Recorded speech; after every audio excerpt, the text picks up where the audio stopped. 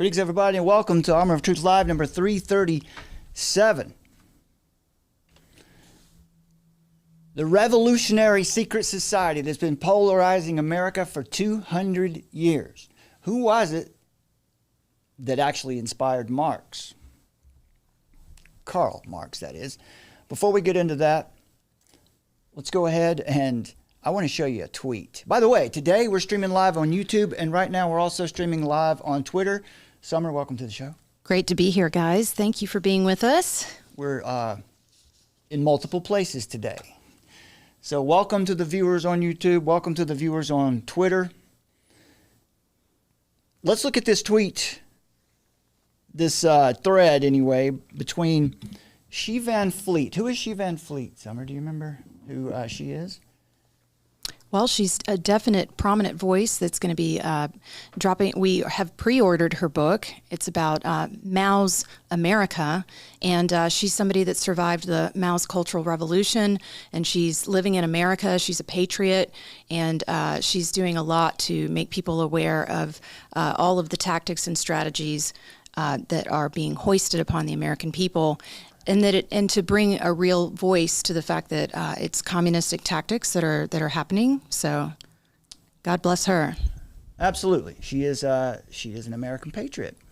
And here's an interaction between She Van Fleet, who once again lived through a Marxist cultural revolution, Mao's cultural revolution, which was Marxist at its heart. Here's Aaron Parnas, who has a large following on X/Twitter. I'm 25 years old and I'm voting for Kamala Harris and Tim Walz on November 5th. Are you? She Van Fleet, who's a bit older than 25 years old, she's seen a thing or two, and she says, as a communist survivor, I will never vote for a communist. Never. And what's interesting is what comes after that. TJ Leather, who has an excellent avatar, I will say that. That dog is nice. However, Trump is the only communist in this race. Well, She Van Fleet responds with, you need some clues since you're clueless. Let's check out this clip that she decided to share. Place. So there's a big difference between I don't understand what's going on with this tweet. Oh, here we go. I was clicking the wrong thing. Here we go. end up in the same place. And since we didn't start in the same place, some folks might need more. Equitable distribution. Giving resources based on equity, understanding that we fight for equality, but we also need to fight for equity, understanding not everyone starts out at the same place. So there's a big difference between equality and equity. Equality suggests often everybody should get the same thing. Well, that often assumes everybody started out in the same place, as opposed to equity, which is everyone should end up in the same place. And if you then understand not everybody started out in the same place, you understand some people need more. So we all end up in the same place, right? So who is it that decides who gets more and how much somebody gets of that more? Well, it's going to be Big Brother. No doubt about it. Folks, we've told you many times here, it's okay to hate communism. You shouldn't hate communists. We want to convert them. But it's okay to hate communism. All right. We have also, well, there we are, by the way. There's too many of me. Just to remind you that we're streaming live on Twitter as well as YouTube today. Ben Franklin is still shocked. He's still not relaxed. He's still worried about what he's seeing. On our Substack, new article that's up there, Red Flag, Barack Obama's Marxist conspiracy to collapse America. Summer, they were talking about now, explain the thumbnail that we have for this video. For those of you on Twitter who haven't seen it, it's a picture. It's a picture that Trump put out. It looks like Kamala Harris speaking to a Communist Party meeting. And that's right. We put the word freedom there because that's the word they kept repeating at the DNC. Are you ready for freedom? Are you going to vote for freedom? So exactly. Why did we do that? Because we wanted to illustrate to you guys about this idea that we've spoken about before, that they use the same vocabulary, but they have a different dictionary. And this is an excellent example of that in real time and action. No doubt. So this is our newest article, and it's the first half of the article is going to. I'm going to give you just a kind of a rundown of that, because what it gets to eventually is this quote from. Let's see. Let me pull down here so I can tell you. Yeah, this is a great article. Look at, and I think it looks excellent. This is an article by the lovely Summer. This is as well as these graphics, which really are nice. They really look good up here. Thank you. And so when we get down to Obama in this article, you see that there's a quote from John Holdren, who was President Obama's personal choice for director of the White House Office of Science and Technology Policy, who was a fellow collectivist, comrade. And he said, quote, a massive campaign must be launched to restore a high-quality environment in North America and to de-develop the United States. In other words, degrowth. De-develop, yeah. I mean, that's de-develop. Take us backwards, in other words, because that's the right thing to do. It's a moral point. He says resources and energy must be diverted from frivolous and wasteful uses in overdeveloped countries. In other words, these resources must be taken away from overdeveloped, whatever that means. Overdeveloped, what that really means is capitalist countries where there's a strong middle class, and they're called frivolous and wasteful. We call those blessings. But those blessings, it says here, continuing the quote, need to be diverted to filling the genuine needs of underdeveloped countries.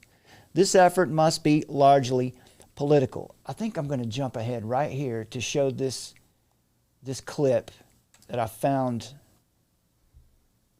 just the other day. Yeah, this is the short version. This will be the short version, and it's sped up because, bear with us. Listen to this. Listen to this truth bomb about immigration and how we should deal with poverty around the world. And is this immigration push really working? Some people say that mass immigration into the United States can help reduce world poverty. Is that true? Well, no, it's not. And let me show you why. This gumball represents the 1 million legal immigrants that the United States has taken every year on average since 1990. Now, who in the world deserves our humanitarian compassion? The World Bank has one measure of the desperately poor of the world. They make less than $2 a day. And how many people make less than $2 a day in the world? We'll start with Africa. In Africa alone, there are 650 million people who make less than $2 a day. 650 million. And in India, another 890 million people, desperately poor. China adds another 480 million people, making less than $2 a day. And unfortunately, the rest of Asia has a heartbreaking 810 million people who the World Bank says make less than $2 a day. And finally, there's 105 million of Latin America's population that are desperately poor. All told, the World Bank says there are 3 billion people in the world, 3 billion people who are desperately poor, making less than $2 a day. That's 3,000 gumballs. And every year, we take 1 million and suggest that we've somehow made a humanitarian difference. Of course, we don't pull our immigrants from these desperately poor populations, do we? These people are too poor, too sick, too disconnected to make it here as immigrants. We tend to pull our immigrants out of the better off poor of the world. And Mexico tends to define the type of immigrant that we bring here because the plurality of people come from Mexico. And Mexico is poor. How many people in the world live in countries that have average incomes lower than that of Mexico? And the World Bank tells us that that number is these 3 billion plus another 2.6 billion people. 5.6 billion people in the world who live in countries with average incomes below that of Mexico. That's 5,600 gumballs. And so what is it that the elites are telling us? They're telling us that when we take this 1 million immigrants, that we somehow or another are tackling world poverty. And we have to do it regardless of the effect on our unemployed, the working poor, the most vulnerable members of our society, regardless of the effect on our natural resources. Even if we went by the most radical proposals in Washington, which are to actually double our immigration to 2 million a year, which would totally overwhelm our physical, natural, and social infrastructure. Actually, we couldn't make a noticeable difference. And we may be really hurting 2 million a year, the impoverished people of the world, because the million that we do take are among the most energetic, often the better educated, certainly the most dissatisfied people that if they did not immigrate would be the agents for change to improve the lot of all the people in these countries. The true heroes in the global humanitarian field are the people in these countries who have the wherewithal to immigrate to another country, but instead stay in their countries, to apply their skills to help their fellow countrymen. Unfortunately, our immigration system tends to entice these very type of people to abandon their countrymen. The impossibility of making even a dent is actually worse than it looks here. Because last year, when we took 1 million immigrants, these countries added, births over deaths, 80 million more people into the impoverished population. And this year, Congress is bringing in 1 million legal immigrants. And this year, according to the United Nations, these countries are expected to add another 80 million people. And next year, you can be quite sure that Congress, unless stopped by the American voters, will bring in another 1 million immigrants. And these countries, unfortunately, will be adding another 80 million people into these impoverished nations. We could take 5 million a year, but we'd never get ahead of what's happening in these countries. Not in this century. Don't you see? Immigration can never be an effective or significant way to deal with the suffering people of the world. They have to be helped where they live. 99.9% of them will never be able to immigrate to a rich country. There's no hope for that. They have to bloom where they're planted. The only place that 99.9% of these people can be helped is where they live. Let's help them there. So how about that advice? I think I thought that was fascinating. That comes from this website here called Numbers USA. You can check this out if you like, numbersusa.org. Lots of information there about immigration studies, how it affects. In other words, it's going to give you the truth about this as opposed to what the narrative is telling us. And this is because I played this because it's very clear. We know why this immigration, this coerced invasion is happening. And we don't blame most of the people that are coming, because if I was able and I was in a place where it was miserable, I would try to get here. I'm sure I would. But we've shown you here where there are organizations, non-governmental organizations, and there are using American tax dollars to fund this invasion across the southern border primarily. And that it's not really about making anybody any better off, because what it does, as he said, it takes those people who are able-bodied and who have the wherewithal to get up and go somewhere else and puts them somewhere else when they need to be using those skills where they live to raise up the people around them, right? Because if a rising tide raises all boats, then why don't we help the tide rise in some of these underdeveloped, I guess you would call them, places. Well, what'd you think about that, Summer? I didn't show you that one ahead of time. Interesting. It was pretty fast, so the reason that's how it came to me. But we do have, maybe we'll share this full link. Here's the full version. It's 6 minutes long.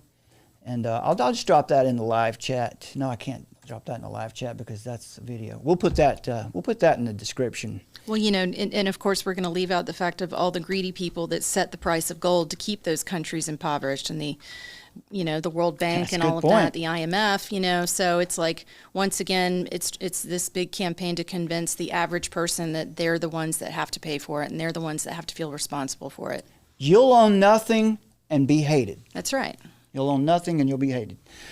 Well, working in lockstep with the communist bureaucrats ensconced in the United Nations complex overlooking the East River in New York, this cabal of collectivists have discovered the ultimate tool to force social change upon first America, then the entire world. It's climate, it's immigration, and many other things. But this is a quote from Brian Sussman, and we have shared his book with you here. Here it is. There it is. Climate Cult. You should read this book. It's not only about refuting the claims about climate change. It's got a very precise critique of communism. Yeah, there you go. That looks good. And Climate Gate. You actually need both of those books if you want to have a full-orbed critique of communism. Basically, what we're calling it's progressivism. I need to update my. Let me update my script here. Some. Do you want to? We're going to talk about Freemasonry today. Would you talk for just a second about? Let us know about just introduce us to Adam Weishaupt, would you? Surely. We're gonna do it the other way around. I'm sure you're ready for it. You can handle that. So, just give us a brief. We'll come back to you in just a minute for some more details, but just like the first layer on that.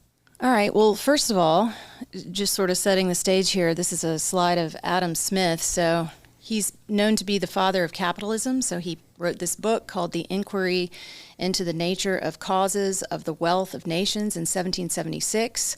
So this was going on. Wanted to point that out. All right. Yeah, that's right. So this is to point out like what's happening in the world at this time. You know, it's like what are people thinking about? So the father of capitalism is active at the same time that Weishaupt is forming the Illuminati and also the formation of the United States of America.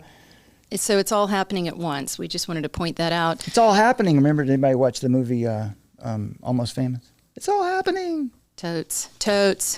So we've got Adam Weishaupt, founder of the Illuminati, living in the Enlightenment era, and he's born in Germany. And so on May 1st, 1776, he founded the Illuminati in the electorate of Bavaria. Weishaupt was initiated into the Masonic Lodge in Munich in 1777. He used Freemasonry as a tool to recruit members. All right, so we're going to go into a bit about his life, and it's all going to make sense as to why we're talking about this in lieu of the communism that we see happening. Excellent. That's around the world. So, Adam Weishaupt was born in 1748. What is I want to come back to him in just a moment. Okay, sure. I needed you to buy me a couple minutes. Oh, I see. All right, I'm not going to get into the biography yet. All right. Not quite. Hold that thought. Because that's a good introduction to what we've got coming up now, because the point of this is where we live now. How did we get here? How did we actually get here? So thank you so much for that look ahead at what we're going to get to in a minute, just so you'll know, right? We're going to deal with Freemasonry today. And how does it relate to communism? You know, how does it relate to the DNC today? Or how do the dots connect? Exactly. Or, you know, more specifically, how does it relate to progressivism? Because I suggest to you that the term progressive, and they're happy to use that to label themselves as progressive, that is socialism. In the 20th century, perhaps no other enemy of all things true and good and beautiful has been more prominent and effective than Marxism. Karl Marx hated America. He hated the concept of liberty. He scoffed at the proposition of happiness as a human right. So in the darkened mind of Karl Marx, all of these good gifts of God are the necessary cause of oppression and economic equality. I think that I want to share this clip, just a short clip here with you too. This video has gone nowhere, but I'm not gonna stop trying. Here's a short clip from the middle of this 20-minute refutation of the climate change argument. Not the science, just the philosophy of why do people believe it when it's so clear to see that what's coming out of the IPCC has been distorted. Listen to this quickly. You haven't really hit the books. You haven't really studied the issue all that well. Well, the same claim could be made in the opposite direction. It's also possible that those who affirm and repeat the official narrative are doing so without hitting the books.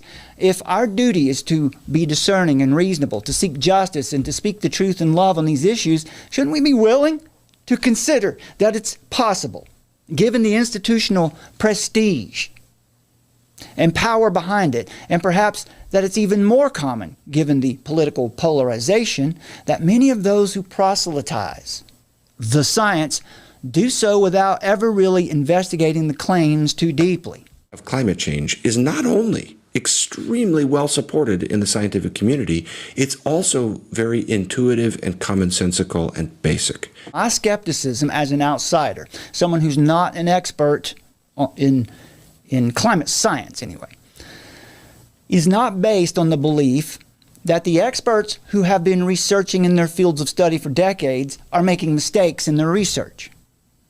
I want to make that clear. I'm not saying that the experts are getting it wrong. What's happening is that the system that's responsible for reporting to us what experts think is broken, and in many cases severely distorting the data to shape a false reality.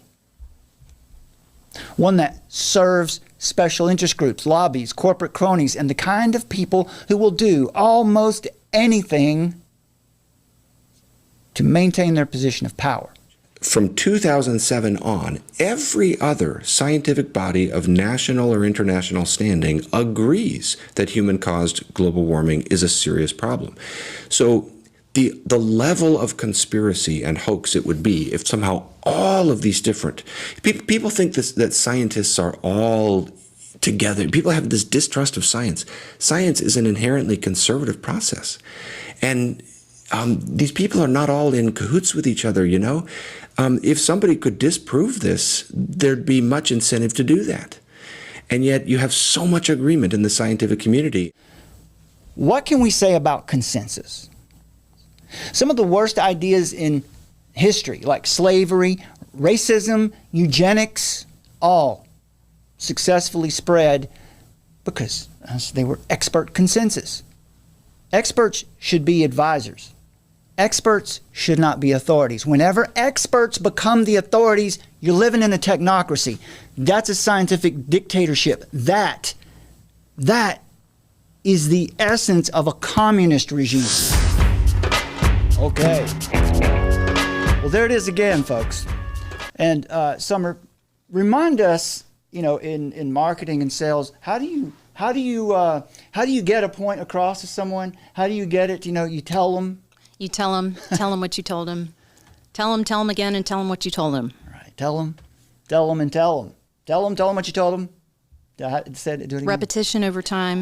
Repetition over time. Yeah, that's advertising 101. You might get tired of hearing that, but I want to make sure that since YouTube is going to squash that video, nobody on Twitter seems to want to help us out by sharing it anywhere. I want to make sure that it keeps going.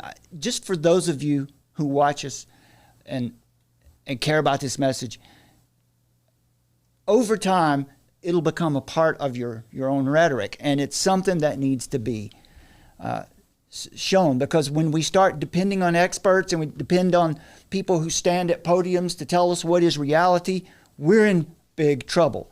In 1841, as a student at the University of Jena in Thuringia, Germany, Karl Marx earned a PhD, writing his dissertation on the difference between the Democritean and Epicurean philosophy of nature. He contrasted the two materialist philosophies.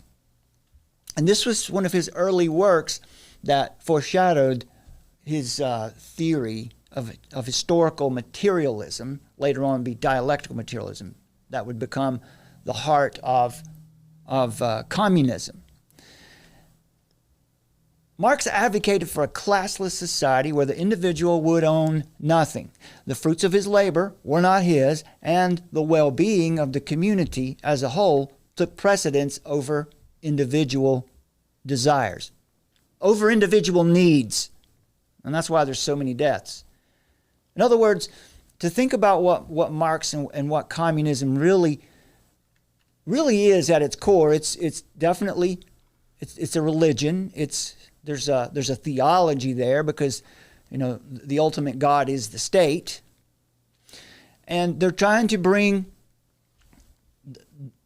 the state to bring heaven to earth. So the perfect government would be heaven on earth. So they're trying to immanentize the eschaton, as it's called, right? They're trying to bring heaven to earth.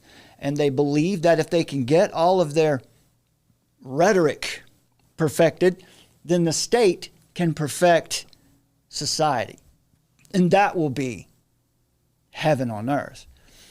Not at all unlike the utopia advocated for by theosophists like Helena Petrovna Blavatsky. And we also have to make I just wanted to say that we also have to say, though, that was the sales pitch.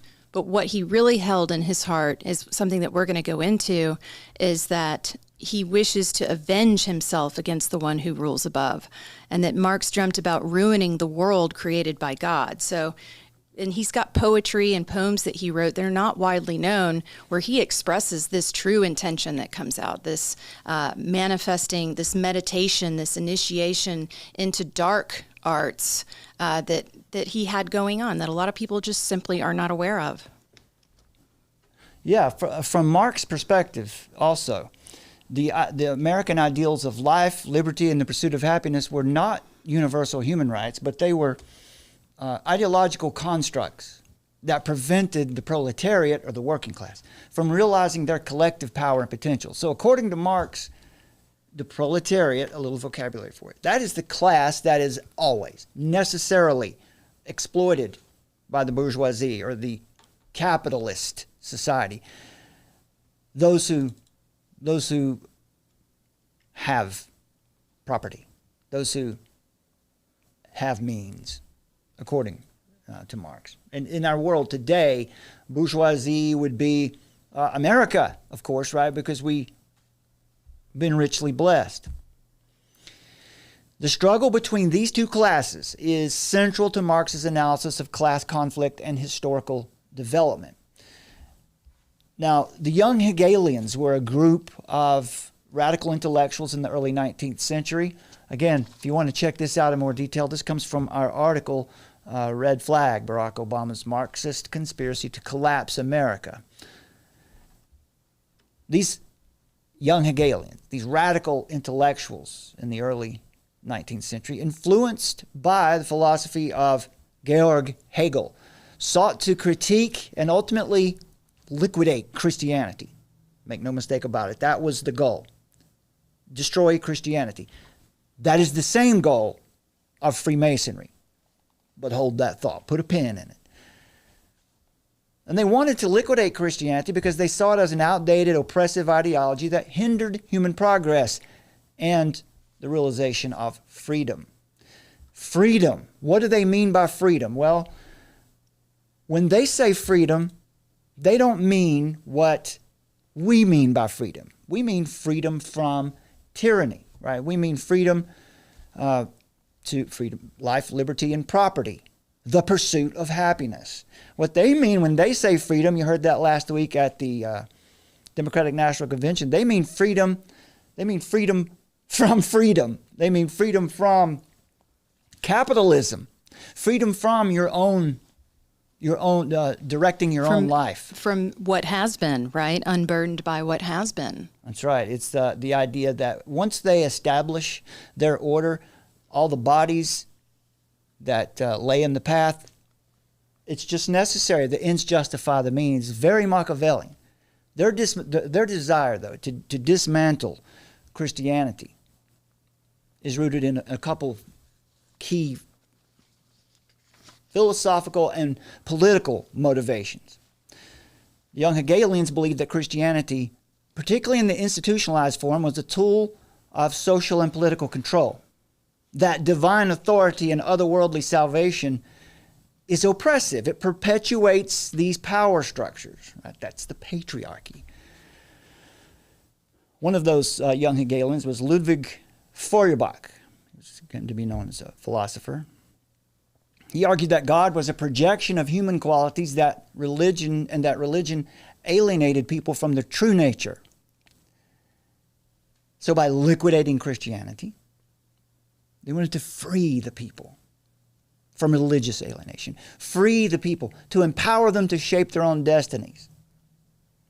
And like Marx, they saw history as a process of human development, but toward a greater self-consciousness and freedom. So when you hear people out there, New Agers, people talking about ascending, humanity is getting better, we're ascending, we're becoming more conscious all the time. You can see where this comes from. But Hegel, this is really a Hegelian idea that's now been applied in these, we can see it come out in the New Age movement today. But politically, the young Hegelians were radicals who sought to challenge the conservative order. So the idea was challenge the order, the established order of your time. And of course, in their day, where they were, that established order was tied to the Christian church. So by attacking Christianity, they were also attacking the political and social structures that supported it. Now, Karl Marx took their critique of Christianity a step further, linking it to his materialist concept of history.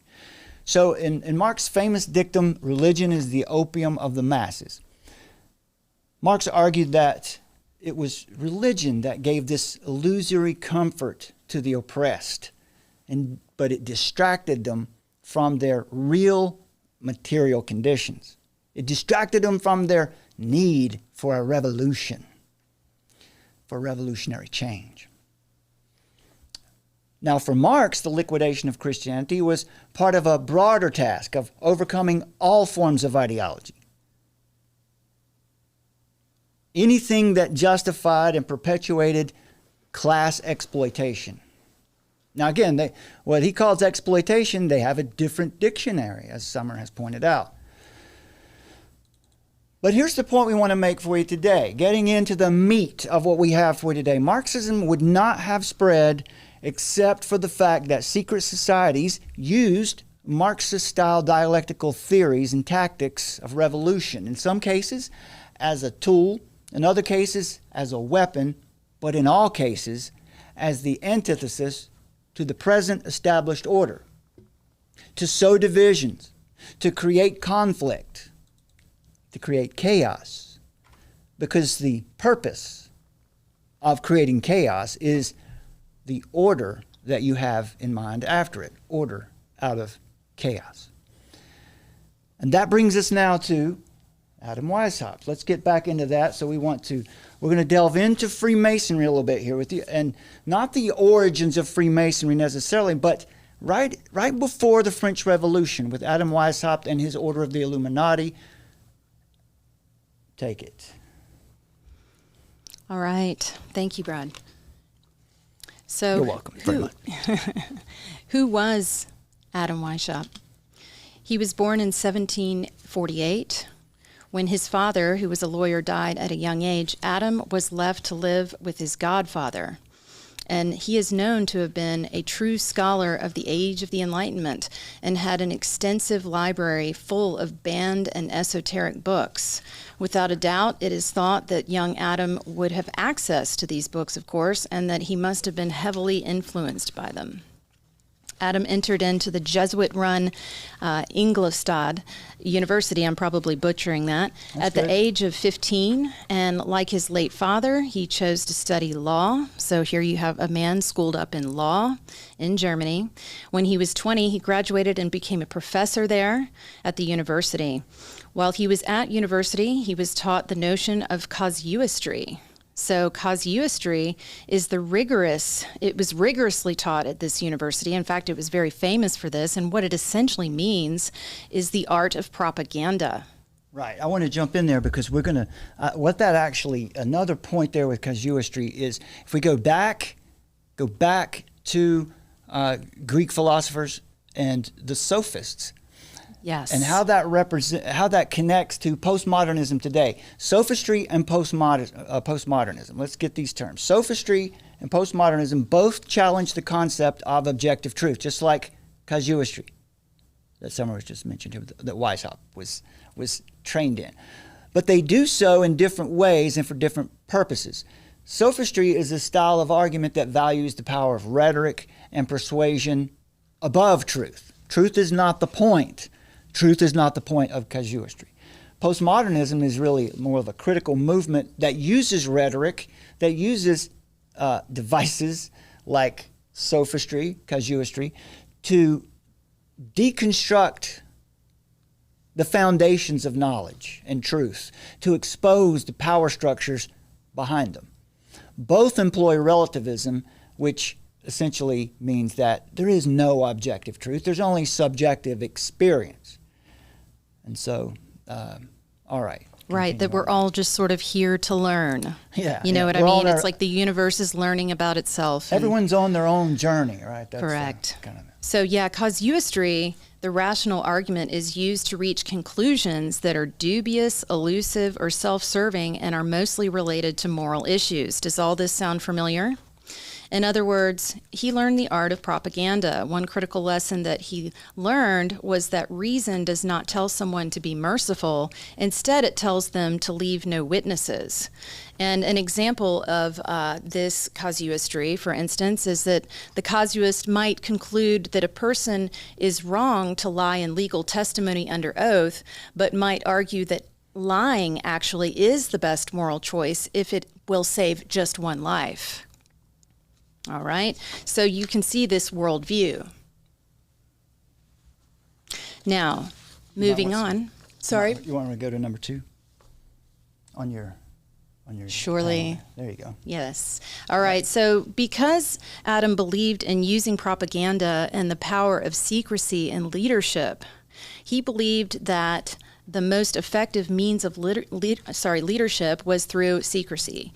He held that humans' desire for status could be satisfied by giving them access to secrets. So these secrets could be real or they could be imaginary. It was the best way to manipulate people, he found. He believed that his order had to be covered up under other societies or occupations. So he looked for a secret society to conceal his order under it. The best choice was Freemasonry. It had many benefits. It was widely known to the public. It did not attract attention, and their lodges were the best means of recruiting. He also admired the secrecy that united the Masonic lodges at the time. So to this end, he was initiated into the Masonic Lodge in 1777 and asked the members of the Illuminati to do the same.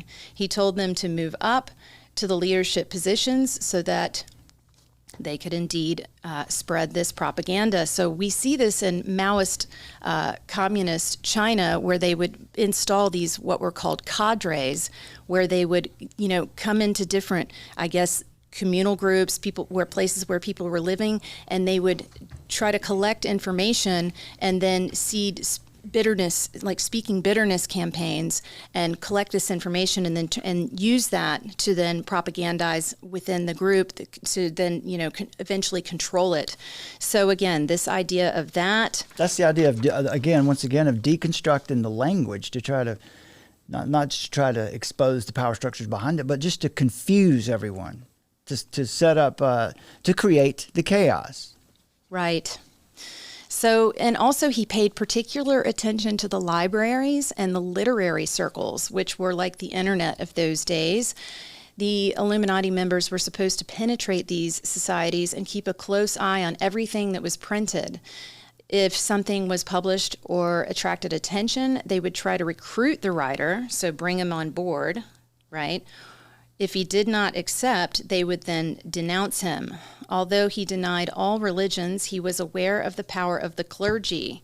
So he primarily sought to recruit them. He wanted to make them believe that the Illuminati was the true and genuine sense of the Christian religion. And it didn't stop there. So this was a recruitment at the top, at the elite level. And then also, he was also keen to attract the common people. But the elites were not his only focus of attention. So he also put a particular emphasis on ordinary people. He believed that they should attract ordinary people anywhere they could. Their means of attraction was through warm and open behavior of toleration of their prejudices. That would be the proletariat. I think when he's talking about the normal people, today, well, a French term, but that would be what's known now in this communist system or proletariat, I think, my opinion. Yeah, but he planned to abolish all of these prejudices in time. So again, this is this idea of like, hey, all are welcome and we're tolerant of you, but we're actually going to destroy your values and morals. It's a lot like what happened in Mao's revolution, where they would at one point they invited everyone to come out and give us your grievances, tell us what's going on, what's wrong in your area. What would you like to see changed? Mm-hmm. And then they took everyone's information, and then those people were summarily taken out to the countryside, which is that's not a happy trip. No. So, he even had in mind, this is going to sound familiar, guys, he even had in mind and believed that he could influence men through women. So he suggested that they should win the hearts of women and promise them liberation. So think about liberation theology, think about liberating tolerance, all of these terms that we've told you about. This would make them work to the Illuminati's interests without them even being aware of it. Yeah. Nevertheless, the ideal world to Weishaupt was a patriarchal society ruled by men. And if you look up Wikipedia and its definition about the Illuminati, it simply says that the Illuminati was formed with the vision of liberating humans from religious bondage and undermining corrupted governments. So look about, does this sound familiar with, we know that they want to get rid of the idea of the nation state, that we're going into this globalist order. We've got to make the monarchy obsolete. We've got to make the nation state obsolete. We've got to get rid of this religious bondage. So does that not ring some bells? Very interesting. Adam Weishaupt, everyone.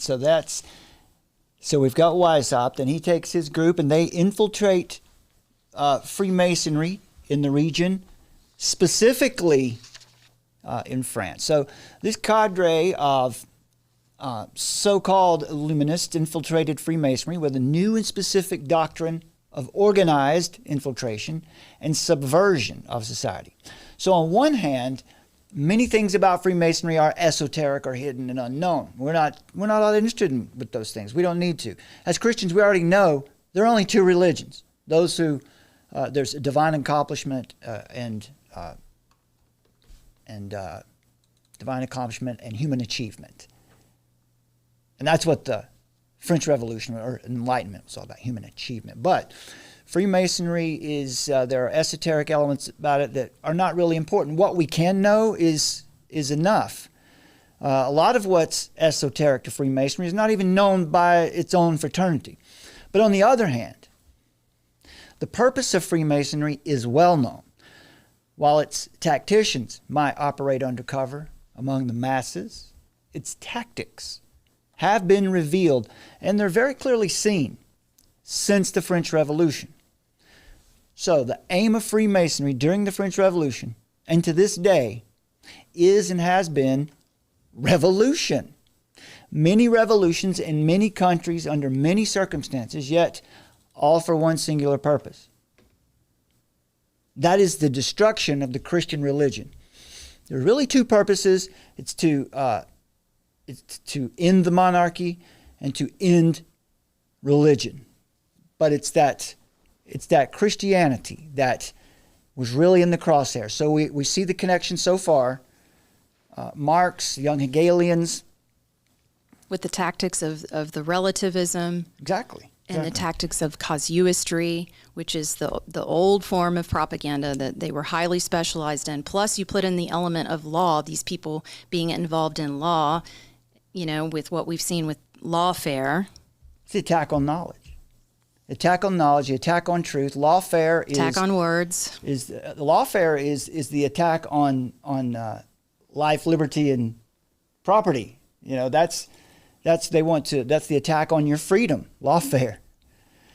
And so the French Revolution happens to be the first and perhaps the best example of the methodology of Freemasonry, which has been repeated over 200 years. Different examples. And it might not look the same in each place. And each lodge in each region might not be working for the same end or using the same method, but they're all working for the same end. We see this spirit of rebellion exemplified by the Babylonites. Back in Genesis 11, on the plains of Shinar, between the Tigris and Euphrates, the Fertile Crescent, after the flood, where they built their mighty city and tower complex in direct defiance of God's command to disperse and fill the earth. It was their desire and their purpose to render God of no effect and to make a name for themselves. That is seen so blatantly in the revolutionary spirit of the Masonic enterprise. All right, so a couple more points here. How do we know what we're looking at? Let's look at some characteristics. Freemasonry is a body of superimposed secret societies. It's not one thing. And it's got ties throughout the world. But its aim, what do they do? What's going on? And people might not even know that they're a part of the movement. The aim is to destroy the present civilization based on Christian principles. Wherever it is, that's what it's working for. The inner nature of the struggle is spiritual. It's a struggle between the rights of God and the rights of man, who will become a man-god directed by a state god, the perfected society. So the role of Freemasonry is to create the revolutionary state of mind in people. They don't do the actions themselves. Their goal, as Summer pointed out with casuistry and we pointed sophistry, postmodern thinking is the perfect context for Masonry to thrive, to create that revolutionary state of mind in the people, to whip up the proletariat.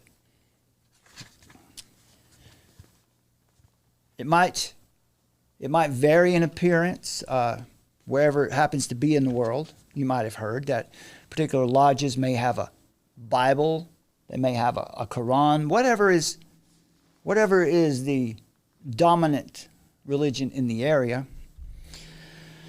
where the lodge is. But Masonry today differs from that of the Masonry before 1789, the French Revolution. But everywhere and always, it offers diversities and contradictions. In principle and according to its statutes, Freemasonry is a secret association, of course, but the aim of which is philanthropy, humanitarianism, and progressiveness. It wishes to ennoble and perfect society by directing it towards an ideal of light, progress, and truth. Are you seeing the connections? Okay, a couple more points here. Freemasonry is the religion of secrecy. Summers already pointed that point out. It is that Weishaupt was consumed with secrecy. Well, here's the idea. What about that, right? Is it a good idea? There are occasions, I think we talked about this earlier, there are occasions when a Christian can lie for a good reason. Think of Anne Frank. Think of Corrie ten Boom.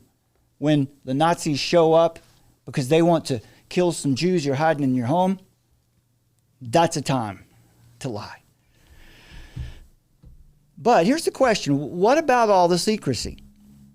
When it's a question of doing good, right? When it's a question of these principles of these three, egalite, fraternite, philanthropy, humanitarianism, progressiveness. If that's the point, if it's about doing good, then there's no need for this kind of concealment. What it tells you, the secrecy tells you that there's something behind the facade. And what is that behind the facade? It is that revolutionary spirit, that revolutionary power. And I would even say it's, the devil. Oh yeah, this is one of the devil's tools. Right, he's the father of lies, and so that's how he's going to play. He doesn't have to tell the truth. Exactly. That's a good point. That's a good point to bring that up right there. Many sincere people have felt that the revolutionary manifestations of 1789, that would be the French revolutions, were not entirely spontaneous. In other words, We're told that it's an uprising. Not necessarily. It is an uprising, but not from where we're told. Today, Masonry openly acknowledges that the French Revolution was its work. They're happy to tell you that. From 1789, Freemasonry wished to found a new civilization, radically opposed to the old order. This is Marxism, okay? This is the same spirit of Marxism. The idea that it was necessary to overthrow that which constituted the strength of the old order, the monarchy, and Christianity. Now, since they can't openly war against the church, and the Masons don't actually do the work themselves, they go around and influence, they foment this revolutionary spirit or mindset in the people. The Masons attack the church's supports. They can't do it openly, so they do it subversively. The inner meaning of this warfare is not only political, but essentially social and religious, for Western civilization is founded upon Christian ideas and discipline. The revolution, which we're told was made for the people, was in reality made against the people. That's the message from the DNC last week. Freedom, right? Vote for freedom. You vote for that, you're voting to tie the noose around your own neck. The monarchy and aristocracy were not destroyed because they were oppressing France. They were destroyed because they were protecting it too well. Why is Trump called Hitler? Why do they call him? And why do they hate him so bad? Because at this moment in time, that movement, even though it's not really conservatism anymore, it's another form of progressivism, but it's not as far down the path. But at this moment in time, it represents something more traditional. Not totally. Again, the Republican Party has just gone far afield. They don't know who they are anymore. But it's what Trump seems to stand for and what he says he wants to do, which is make America great again. They hate that. So they have to, again, remember, demoralization and destabilization. The first two steps in subverting any people group, any nation, and this is what they're trying to do. Yet it has been exposed in detail and in writing by the hand of Weishaupt himself, head of the Masonic sect of the Illuminati, long before 1789, that it was in fact their doing.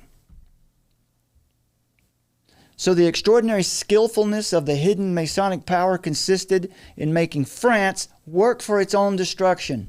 Using the people worked for their own, to overthrow themselves, basically. Using the people to overthrow everything which was there protecting them. Lying and hypocrisy have been the characteristics of all revolutionary movements in the world since the French Revolution, right up to our time today. One thing is said, whilst the contrary is being deliberately done. Voltaire, for example, said, "One must lie like the devil, not timidly for a time only, but boldly and always." That was in his letter to Theriot. The general principle, according to Collot d'Herbois, I think, is that everything is permitted for the triumph of the revolution. Again, this is Machiavellianism. The ends justify the means. We're the ones who should be in power. We're the ones who should decide because they wanted to destroy the divine right of kings because they wanted it for themselves. That's Lucifer. Certain ideas, lofty and beautiful in appearance, could prove a terrible weapon of destruction. Casuistry. The real genius of the formula is when high-sounding words, fine promises are spoken to the masses. Are you ready to vote for freedom? Any lie, just keep in mind, any lie that's needed, they'll go in, they'll take their minions into corporate culture or into institutions or universities. They go in and then they figure out what the grievances are, and they collect the information, and then they create a situation where it implodes, and they take over and they take a seat at the table. And they do this all in the name of the ends justifying the means. And the Masons' claim is that the Masons claim to believe that Lucifer, when he was thrown out of heaven, came to earth and gave the power of reason to man as a gift. So it really does come down to the ancient battle. Yeah, that's right. That's also the Promethean myth too. It brought fire to humanity, saving humanity from the cold darkness. But these world leaders really do come to believe in this. They think that Lucifer was the liberator. And I would argue, Brad and I were talking about this, the whole idea of order out of chaos. Obviously, we know that they're creating all this chaos to destroy everything right now. But I don't even think that they don't care if there is even order after that. It's just the big sales pitch. It's all about the sales pitch of we're making progress and we have this technology. And again, I think about the trans movement, these people that have had the surgeries, and you can see right there where they said, yeah, you can be a man or you can be a woman. And look at what's happened with that. I would argue that that's also what they do with the space program. And to a large extent, they want us to believe that they have accomplished things that are way beyond what they actually have. And doesn't that sound like the lie that Lucifer told in the garden? Definitely does. It's the idea, again, that's already been mentioned a couple times, these fine promises, these high words, high spoken words, spoken to the masses. The contrary, like they're going to tell you this, they're going to come to you, as you said, or the Weishaupt's idea where warm words, we want to ingratiate ourselves to the proletariat or the working people, the middle class. This is what the Democrats are doing right now. But then when they get power, they do the opposite, right? It's like that meme we have of the wolf. Well, when I become president, I'll start eating vegetables, said the wolf. All they care about is bringing you into the pit of hell. It's like everybody's got a different thing that they're going to be lured in by, and so they figure out what is that thing that's going to entice that person to come follow me into the abyss. You heard this at the DNC last week too, and you hear this a lot. That what they're fighting for, their revolt is against tyranny, right? It's the tyranny of Donald Trump, Project 2025, and this, Kamala Harris says, we're not going back. We're not going back. So that's a communist trope also. Right. So, but just like the French Revolution, which was accomplished by the subversion of Freemasons, the Revolution of 1789 was not a movement of revolt against the tyranny of the old system of government, nor, as we're asked to believe, was it a spontaneous, sincere, and enthusiastic soaring towards new ideas of liberty, equality, and fraternity. Freemasonry was the hidden inspiration, and to some extent, the directing influence of the movement. They sow discord. They show up to further the propaganda, I'll tell you this piece here. Their goal is to, and we heard this from a lot of the philosophers of that age, they want to complete the evolution of people's minds and prepare the way for this new age. Now, how did they accomplish this in the French Revolution? The way it worked was they had to have basically a meeting of they would vote in blocks like this area. I hit the laugh track. It's really not that funny. So they would vote in blocks, and so that meant that the working class, the what we call the less of the poorer people, didn't have as much power. Their vote wasn't as powerful, but what happened was when they came into to vote, they had a gridlock, And so the system was subverted so that one day this new constitution was just proclaimed because nothing was happening. It wasn't working. And the nation was in dire financial straits because they had funded the American Revolution and all kinds of other intrigue, wars. Freemasonry proclaims and spreads a system of new political, social, and religious ideas. They constitute a different civilization radically opposed to the old one. In order to establish this new civilization, it is, first of all, necessary to destroy the old one. And they are therefore justified in saying that Freemasonry is destructive in that sense. And so the part played by French Freemasons in the preparation of the revolution, 3 parts: the elaboration of the revolutionary doctrine, that's the propaganda, that's where they go around and they tell people what they should ask for. They go around and they tell people what they should be angry about. Today we see this too. Don't you realize that whiteness is systemic, that racism is systemic? You should be mad about this. Number 2, the propagation of the doctrine. This is where it actually gets put into the system. Freemasonry directed the elections of March through April 1789 and was a primordial influence in the composition of the cahiers in 1789. These were the grievances, the writings of the grievances that were given to the king. The result was that the half of the deputies elected to the States General in 1789 were Masons. And so it's thus assured the surrender of the king and the triumph of the reforms. The elected deputies were indeed strictly supervised by something called the Bureau of Correspondence, or the Correspondence Bureau. This is kind of like the Electoral College maybe today. Not less important was the financial support brought by Masonry to the work of reform. Printing and distribution of pamphlets, which served as models for these grievances, and the equipment of groups of young men who helped towards the triumph of the new ideas. This is the same thing as you see. You have influencers on social media today, people who get out there and complain. They complain about how hard they have it in America. Professional athletes complaining about systemic racism with their $1 million contracts.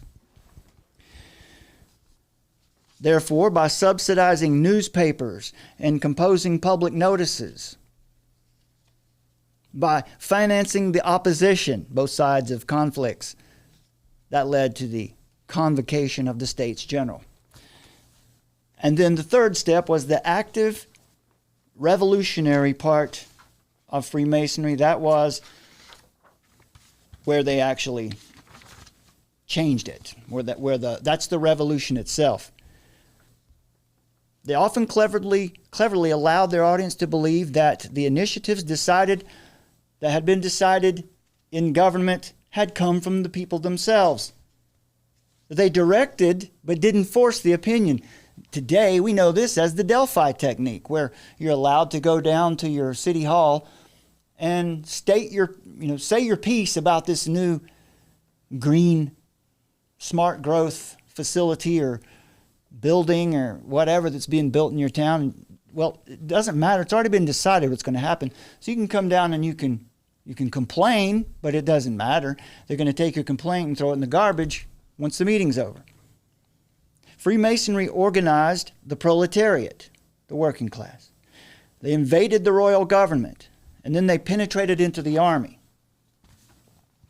Masonry has been the recognized or hidden soul of all the popular social movements, the sum total of which formed the French Revolution itself. And also, Masonry had a direct part in the organization of what's known as the Terror.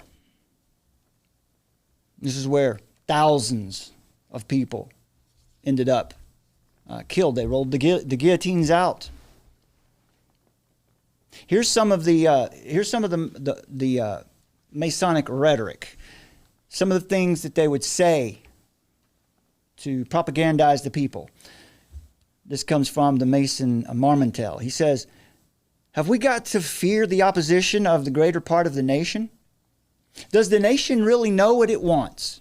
It will be made to wish and to say what it has never thought. The nation is a great flock which thinks only of pasture, and which, with the help of good sheepdogs, the shepherds can guide it as they will. After all, it's their good which we desire, though they know it not. Neither their old system of government, their religion, their morals, nor all their antiquated prejudices are worth preserving. All that is a shame and a reproach in an age like ours, the age of reason. And in order to trace a new plan, a blank sheet is necessary, unburdened by what has been. To overawe the bourgeoisie, we shall have, if necessary, that class which is resolved and which sees nothing to lose and everything to gain by revolution." Is that not what we see with these kids that are marching around these universities and in the streets, burning down places today? There are powerful motives to stir it to revolt. What are some of the things that, what are some of the motives that could stir people to revolt? Well, this Freemason says scarcity, hunger, money, alarming and terrifying rumors of wars and rumors of wars. He continues and says, and the madness of terror and fury which will strike into people's minds. The bourgeoisie produces only elegant speakers. All these orators of the Tribune are nothing in comparison with our Demostheneses, hired at a price, who in the wine shops and public places, in the gardens and on the quays, proclaim havoc, fires, villages sacked, and running with blood, plots to besiege and starve out Paris. The social movement requires this. Good people are feeble and timid, and only the worthless are determined. It is an advantage for the people in a revolution to have no morality. All that is necessary for the revolution, all that is useful to it, is just and right. That is the great principle, says the Freemason. So the role of Freemasonry is to create the revolutionary state of mind rather than to fight the war openly themselves. Freemasonry had created that state of mind and sent forward its men to the attack. These were impregnated with that Masonic principle that we just mentioned and applied them during the revolution without necessarily being directed by the Masons themselves. So this is the idea, once again, as we said, that it's just embedded into the culture. Today it's very easy through social media, through many platforms and ways to do that.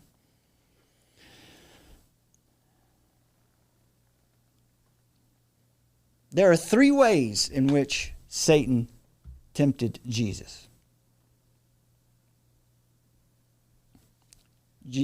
Satan tempted Jesus by the flesh. He was fasting in the desert, so he was surely hungry. He tempted Jesus with power. See all of these cities, see this world, see all of this civilization. You could have it.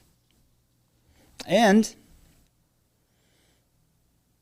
when he challenged Jesus to leap off the high place, that the angels will catch you before you even bruise yourself. That was the challenge to overcome death. The flesh, power, and death. Those three things are the same things that Satan tempts people with today. And also some are flattery, right? Also flattery, which brings us to, there's another article. By the way, here's a piece in our article that we just released on Marx and Satan. Richard Wurmbrand, we'll get to those quotes in just a minute, but I just wanted to mention this before I go off of this page. Romanian pastor and public intellectual Richard Wurmbrand he spent 14 years in prison for his outspokenness of communism's lies and brutality. In his 1986 book, Marx and Satan, Wurmbrand analyzed Marx's writing, poetry, playwriting, correspondences, and biographical accounts to reveal the true roots of all Marxist ideas. And that is this: the enemy of humanity, Satan, right? The enemy of humanity is Satan. So all of these movements, these anti-human movements, they have that in common. The Prince of Darkness. For example, Wurmbrand says we'll get to Marx's statements in a minute. We'll hold those off for a minute because Summer's got those for you so you can see them nice and clearly. But this was an article that we put out back in May of this year. Fools rush in, recruiting resentment for engineered uprisings on campus. Again, it's a well-known fact that revolutions are not conducted from below by the people, but from above, in the name of the people, by an aspiring elite. And that's a quote from Roger Scruton.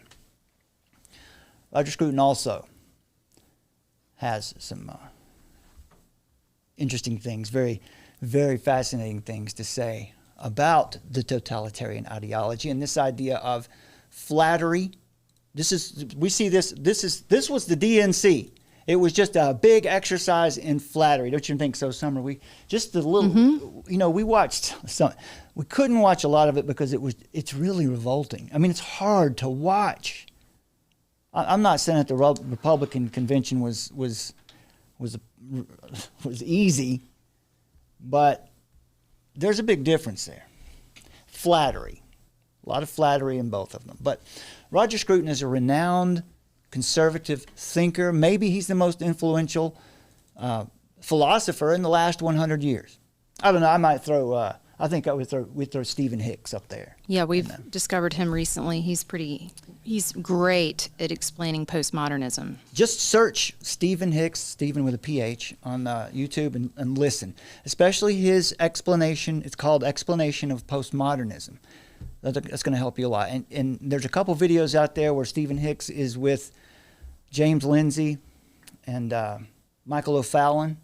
And I think that's on Sovereign Nation's YouTube channel, That's right. Well, Scruton focuses on totalitarianism in his book, A Political Philosophy, Arguments for Conservatism. He defines totalitarianism as centralized power structure, not limited by law or constitution. It extends to all aspects of social life.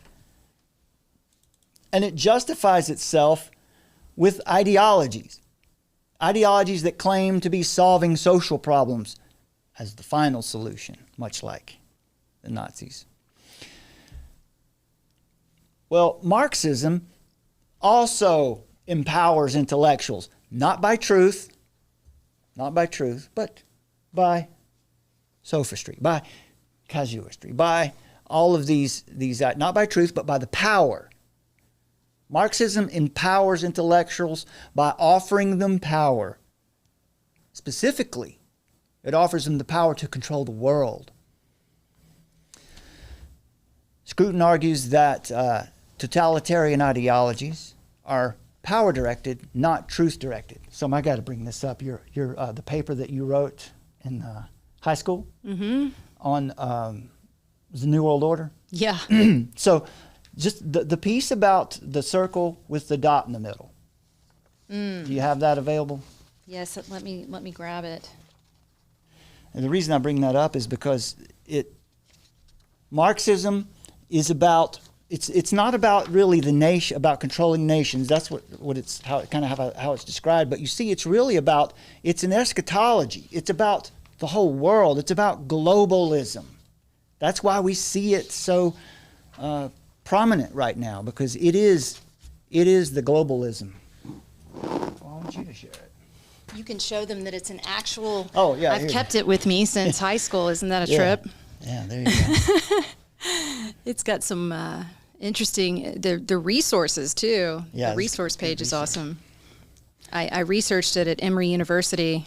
Where's the part about the circle? It should be at the bottom paragraph. Weishaupt never intended for his plans to go into public, but to remain, subverted. But a belief he held was that God and the world were material and all religions were human inventions, which is exactly what we just said. This is a good paper, man.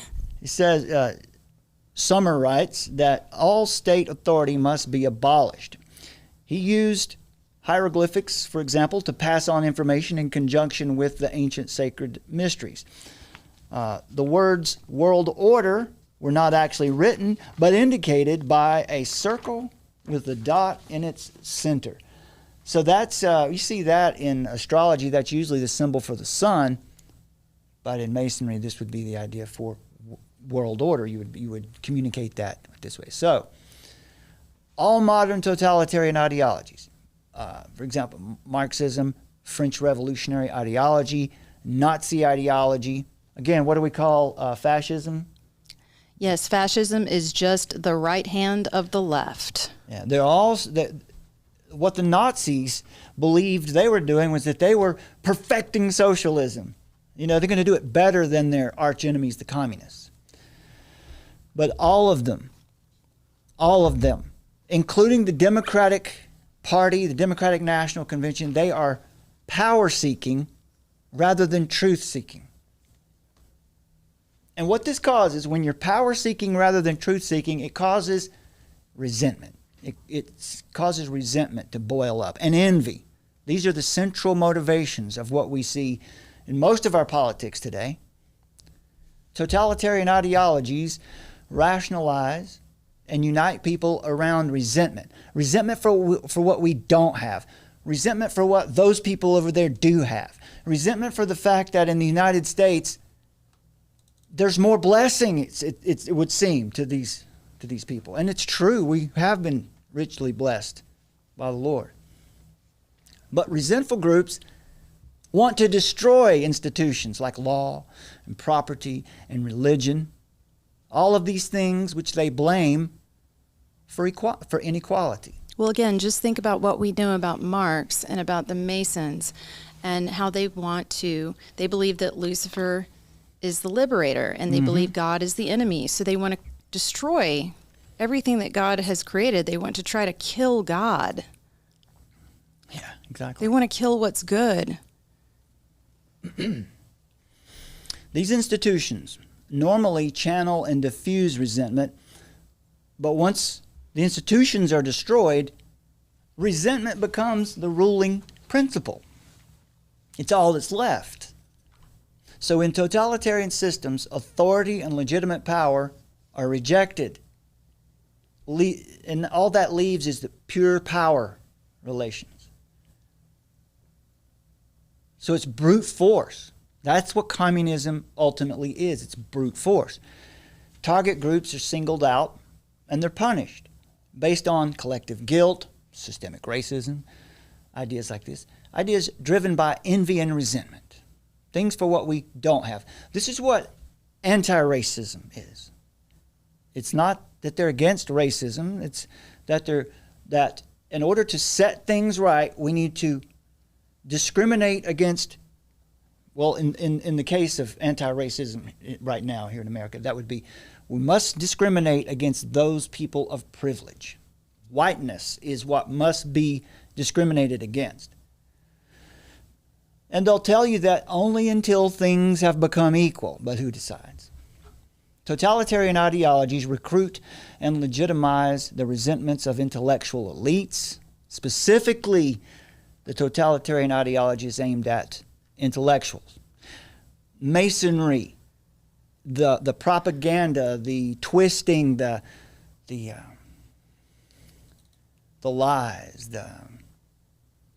what's my word? Oh, the alchemy. That's what I'm looking for. The alchemy of language, the alchemy of everything you see in commercials and on social media, of pronouns and trans this and we're not going back and unburdened by what has been. This is all this appeals to the intellectuals.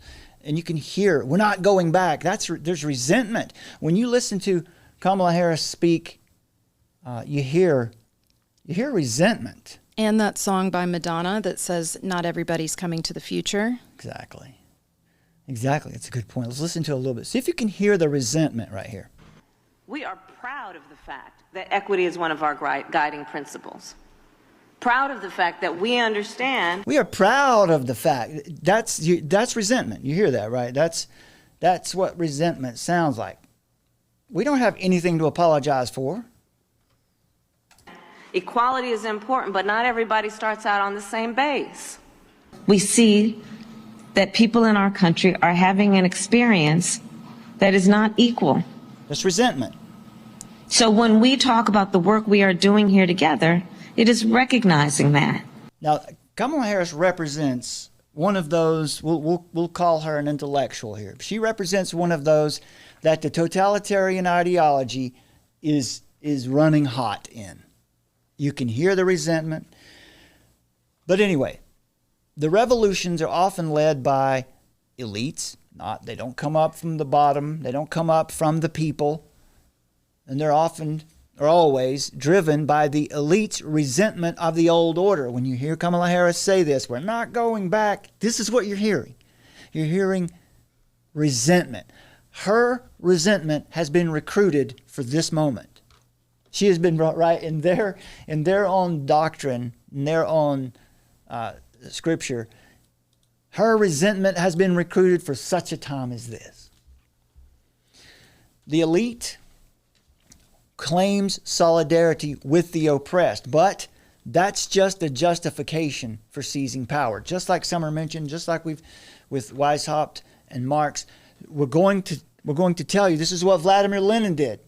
The Russian Revolution. We're going to promise the working class this. We're going to tell you everything you want to hear. But as soon as they get power, they do the contrary. They do the opposite. So these concepts here are like the concept of the noble lie. We tell you what we have to tell you because we're allowed to lie to you. We hear this in the United Nations, the World Health Organization, constantly lying about this. Should I say it? I don't know if I should say it. Well, you know what they lie about. I don't want it. We're in enough trouble here on YouTube, so I don't know. You can say it on Twitter right now, but you can't say it here. And the United Nations is a Gnostic, theosophical organization anyway. Here's another point. Postmodern thinkers don't view power the way most of us would when you hear them talking about it. This is what James Lindsay said to that point. He said, what they're working for, what Marxism works for, what the Democratic Party right now, what they're doing, what they're talking about, and I mean, when I say the Democratic Party, they have their tentacles that are all the way down to the local level. It's strong right now. It's built on lies. It's a house of cards. It will fall eventually. But they're looking for this idea of metaphysical statism. If we can perfect our ideas, if we can perfect our culture and our discourse, if we can control thought perfectly, then the state will perfect reality.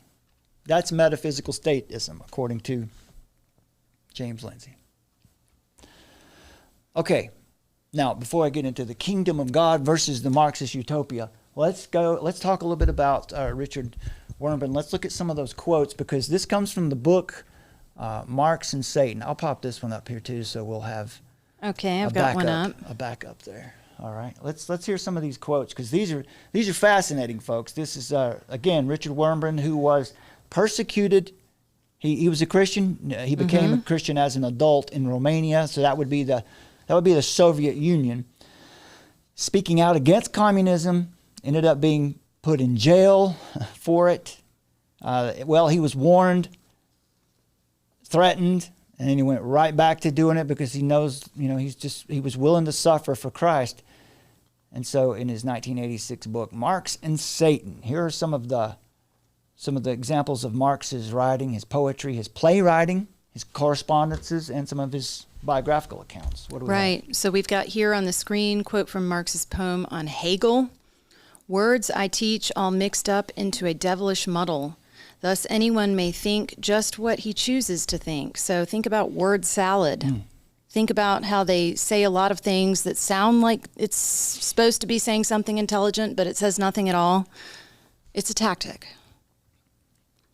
The next quote is from a poem written also by Marx.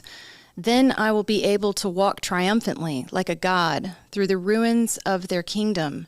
Every word of mine is fire and action. My breast is equal to that of the Creator. And Richard writes, Marx dreamt about ruining the world that has been created by God. The words, I shall build my throne high overhead, and the confession that from the one sitting on this throne will emanate only dread and agony remind us all of Lucifer's proud boast, quote, I will ascend into heaven. I will exalt my throne above the stars. That's Isaiah 14:13. Perhaps it is no coincidence does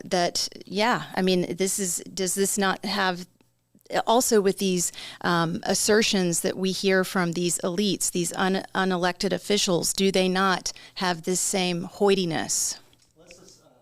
Let me play it. Just you don't. Okay. I'm going to play a little clip from. This is from one of our articles where we put this clip of this teacher speaking at Kamala Harris' rally a couple weeks ago in the section called critical pedagogy. Right, teaching this in the schools, these ideas. Now, this is Marxist teaching, and pay attention to what Summer is reading here to you from this book, and knowing that this teacher is coming from this very ideology. Listen to what she says. I'm also a mother of 3 beautiful adult children, and they are all teachers like me. Growing up, I always knew I wanted to be a teacher because I saw education for what it really was, the greatest instrument of social justice in this country. Wow, there you go. That's an assertion. There you go. All right. Confidence. Let's go ahead. Pull that graphic back surely. up. That thing is good. All right. So the next one is quote from Marx's poem called The Player. Think about that, the player. Yeah. Okay, right. I mean, This is written from him, and a lot of people aren't aware of this. A lot of people, again, like I had a degree in sociology. I had no idea that Marx was writing stuff like this. It's a shock, but it's in writing, and there's correspondence from Marx's father as well, like a letter that was written by Marx's father to him, who he was concerned about his soul. Yeah. Oh, that's a really interesting statement. Yeah. Again, this is from Karl Marx's father, because he wrote a letter to him. He saw the direction that Marx was going in. So he says, Marx writes, the hellish vapors rise and fill the brain till I go mad and my heart is utterly changed. See this sword? So it's thought that this was a sword that he actually did with an initiation in a Satanist session, if you will. So see this sword, the Prince of Darkness sold it to me. For me, he beats the time and gives the signs. Ever more boldly, I play the dance of death. I mean, okay, so you can't say that he doesn't believe in God, right? I mean, who does this sound like? He hates God. Right, and hates God. To build on that, there's also someone, like quoting from the book, one of Marx's most intimate friends wrote about Marx, one has to worship Marx in order to be loved by him. One has to at least fear him in order to be tolerated by him. Marx is extremely proud, up to dirt and madness. All right, so yeah. Let me show this to you folks too before you continue there, because I want people to know, if you're interested in what Summer's reading now and you'd like to have this, and you'd like to have your own copy of this, I'm going to show you how to get it for free. It's because it's kind of in demand and the price has gotten a little bit steep. In our Substack article right here, this article, Red Flag, Obama's Marxist conspiracy. Yeah, we put it in there. if you go down to this image here, it says there, click image to read Marx and Satan. If you click on that, it will open this. And this is where you can read. That's the free PDF. Yep, you can read the book for yourself. You can see it right there. This is what. So I think that's. Hopefully that will be maybe. It looks like they have put a new version out. They've just renamed it. Yeah. I guess toned down the cover. And I did see that that's going for $4.50 on our favorite Amazon. But anyway, it's there if you prefer to have a hard copy. Yeah. But here you go. You can get it for free. This is part of archive.org because this book has become public domain. So there you go. All right, son. Let's have. So Marx desires, from the words of Richard Warmbrand, Marx desires to draw the whole of mankind into this pit reserved for the devil and his angels. Marx's first anti-God writings, I wish to avenge myself against the one who rules above. All right, so that's pretty intense, right? I mean, there's no question, right? You can't. That's the why behind the why. That's a good point, yeah. That's the why behind the why. That's the spirit of this movement. And, I mean, need we say more, right? This book has got to be one of the most important books. And this gentleman, Richard Warmbrand, he was imprisoned and tortured for what he had to say about Marx, and he still proclaimed Christ boldly across many different nations. He ended up in the United States, and praise God for that. Who was the two books we got? 3 books actually. Trevor Loudon, right? Mm-hmm. Trevor Loudon has done a good job. Yes. In his identifying who the corrupt politicians are in Washington. Yeah, here.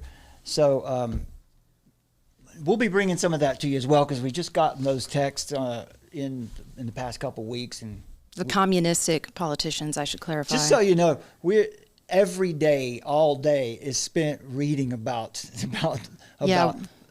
this topic now because we are convinced that if a new world order exists, here it is. Here it is. This is the spirit of it. This is what it will be. This is what it's going to try. This is how it's going to try to express itself as this utopia, and it will be Marxist because it's the thing.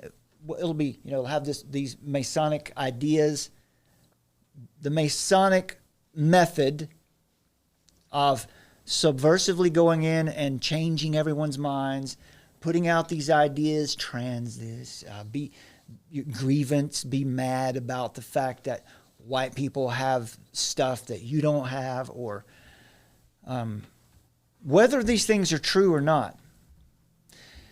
And the structure of it will end up being some form of this Marxism. Some of the people that, do you have more quotes? Or is that? I do have one more from Marx's play. Let's go. Olenum. Yeah, that's a play on the term Emmanuel that we find in Matthew. Inverted. Yeah, so Emmanuel meaning God with us. So this inversion of that would mean satanic. God not with us, or Satan with us, or something to that effect. It's like the only play written where everybody is damned. Like there's no redeeming quality in any of the characters. That was one of the big claims about this piece that he wrote. This play. That's right. Emmanuel would mean God with us, so that would mean the Savior has come. So this inversion would mean that the Satan has come, the accuser has come. Mm-hmm. So it reads, "If there is something which devours, I'll leap within it. Though I bring the world to ruins, the world which bulks between me and the abyss, I will smash to pieces with my enduring curses. I'll throw my arms around its harsh reality. Embracing me, the world will dumbly pass away, and then sink down to utter nothingness, perished, with no existence. That would really be living." That would be really living. I mean, okay, right. But, nothing to worry about there. That's just all perfectly, harmonious and benevolent. It couldn't be more clear. We see this all the way back to Franklin D. Roosevelt. Elected officials, some of the people, we're putting together a list of names of people so you can see who's really pushing. And by the way, progressivism, that's the term you want to listen for. That's the dog whistle for Marxism or communism, progressivism. We are progressive. We're not going back. Yeah, I found the blurb here. It says, Olinum is probably the only drama in the world in which all the characters are aware of their own corruption and flaunt it and celebrate it with conviction. All are satanic, corrupt, and doomed. When you put all these pieces together, it really, everything sort of comes together, and it's real easy to see what's happening, who's behind it, and what's going on. These labels like progressive or democratic socialist, also Marxist, there's no distinction between the two. We go back to Franklin D. Roosevelt, who was 32nd President of the United States from 1933 to 1945. The New Deal policies, they laid the groundwork for democratic socialism. What it did was it significantly expanded the role of the federal government in the economy. Roosevelt wasn't a Marxist per se, but his policies certainly were focused on inequalities. He's considered around first wave progressivism. Bernie Sanders, Alexandria Ocasio-Cortez, these are democratic socialists. Elizabeth Warren, Barack Obama. But not only that, how about this? What about in the arts, in the cultural movements? John Steinbeck, who wrote The Grapes of Wrath, depicted harsh realities in the Great Depression and the plight of the working class, reflecting Marxist themes of class struggle and the exploitation of labor under capitalism. So this is in the arts, right? So that means artists, writers, filmmakers, other cultural influencers, often deeply embedded in the political and social context of their times. We've seen them use their work to put forward these, whether they know they're promoting Marxism or not, they were. Just by, this is what, we've been talking about this a lot lately. We've all been influenced by this. When I was a young guy, I was into music and art that was doing just this, that was sticking it to the man, that was causing me to believe that everything about the establishment around me was corrupt and awful. Meanwhile, I'm growing up and I've got it real easy in a nation full of blessings, but I'm being trained to hate it. I'm being trained to criticize it constantly.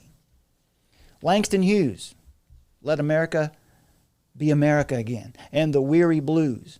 He's a key figure from the Harlem Renaissance. Hughes' poetry and prose explored themes of racial and economic inequality, expressed solidarity with the working class, criticized the failures of the American dream, and it all aligned with Marxist critiques of capitalism. Woody Guthrie, This Land Is Your Land. How many have you sung that one? This land is your land? This land is my land? Mm-hmm. Again, very subtle how these things have been woven into our culture. Arthur Miller, The Crucible. Diego Rivera, this was the Detroit industry murals in the early 30s. Pete Seeger, musician, folk musician. If I Had a Hammer and Where Have All the Flowers Gone? Seeger was a prominent folk musician and social activist. Seeger's music supported labor rights, civil rights, anti-war movements. Bob Dylan, who loved Pete Seeger and also Woody Guthrie, took a lot of his cues from them. Norman Mailer, The Armies of the Night. The Harlem Renaissance, the Beat Generation, this is the hippie movement, and the New Left that came up in the 1960s and 70s. And of course, the punk rock punk rock and also the grunge movement are, and it hurts my heart to say that a little, but that's because we create idols. I do. Yeah, we do. I did. We all do. We've all been affected by this. And, these movements they've really shaped, you see the generations, and it's kind of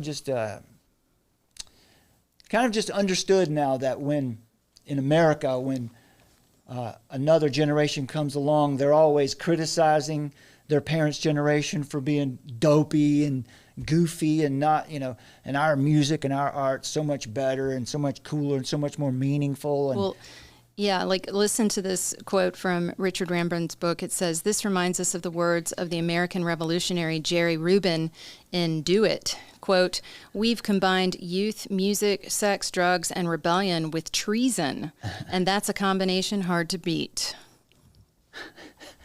There you go, man. I mean, that's a pretty succinct way of saying it, and that's what they've done. If we look at the United Kingdom, you got George Orwell there, but also John Lennon. How about the Sex Pistols? Also, Leonard Cohen. Leonard Cohen certainly Led Zeppelin. put these ideas forward. They were open Satanists. Yeah, they put these ideas forward. Spiritualism, that was a little bit further back in history.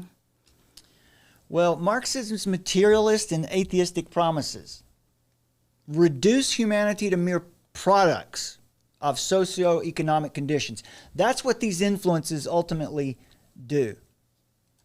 Even though we might love them and we might think, well, what could it harm? It couldn't harm anything. This is just music. It's just, it's good to go out and blow some steam off.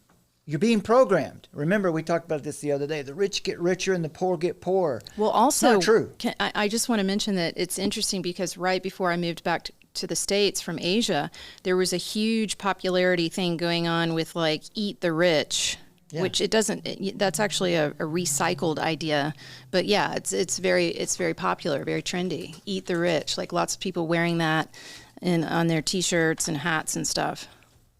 Yeah. Yeah, here you go. So these ideas are just recycled. It's fascinating. Here, I'll show you. I've got nothing new under the sun. But, for me, I was really into punk rock, and then I was super into the rave movement. Aerosmith did that song too, Eat the Rich. Here you go. I've got here's one. And a lot of these movements, for example, in the rave scene, back in the day, it was sold to you as this is a unity movement. It's all about love. It's about good vibes. And it's also kind of music is the way I pray, so it's encouraging people to come together and have a spiritual experience that's a transcending sort of experience that you have within the group while you're dancing to the beat, this tribal element. So extremely pagan. And obviously it's substituting what would be the church and God's way, and here's the counterfeit.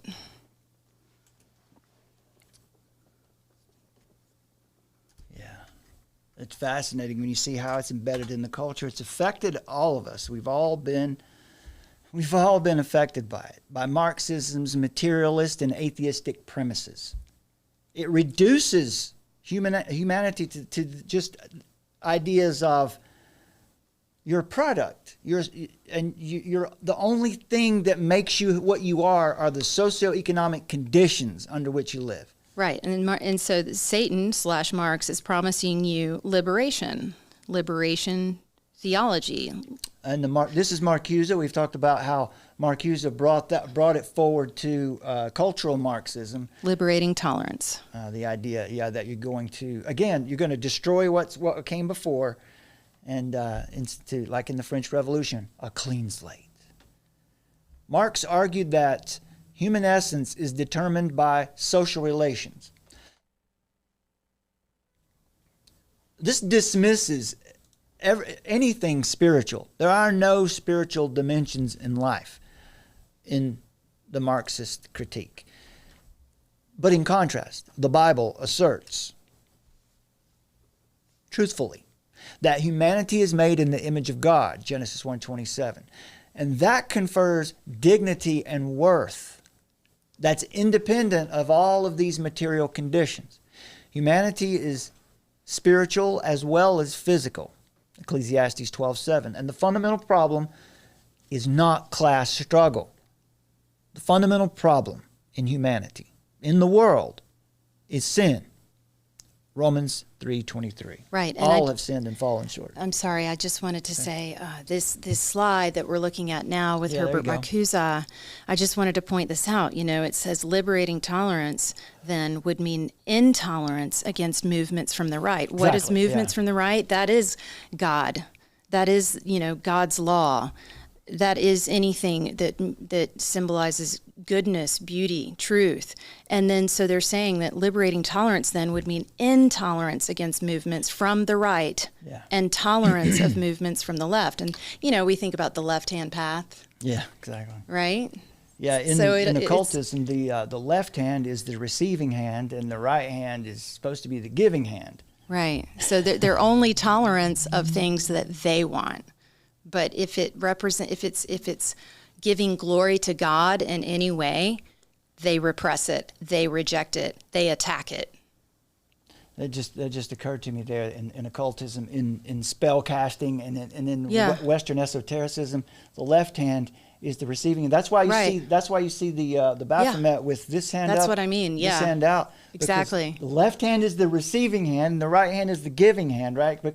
And in our left-right paradigm, the left hand is the one that wants to give it all, you know, give everything away. And fascism is just the right hand of the left. I said it backwards. The left is the one that's going to, the oppressed, to receive everything.